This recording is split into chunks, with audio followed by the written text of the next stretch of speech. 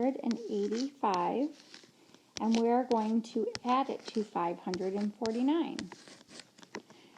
So we can use the give one, take one strategy for this, or we can use the break apart the add-in strategy. If I give one to the 9, that makes that 550.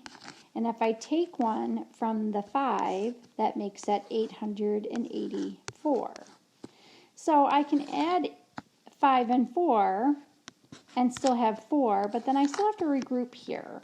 And I don't want to have to regroup. So I think I'm going to use the break apart the add-in strategy. That way I won't need to do any regrouping, and it makes it a little bit easier.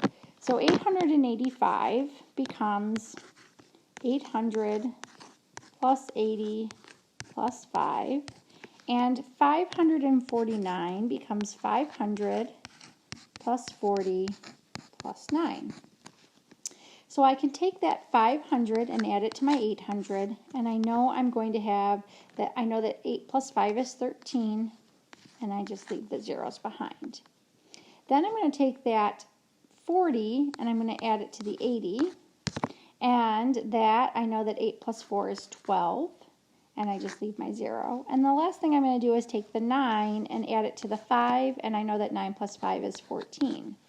So I can take 1300 plus 120, and when I add 1300 plus 120 together, that gives me still 1000. The 3 plus the 1 is 4, and then 2 and 0, so 1420.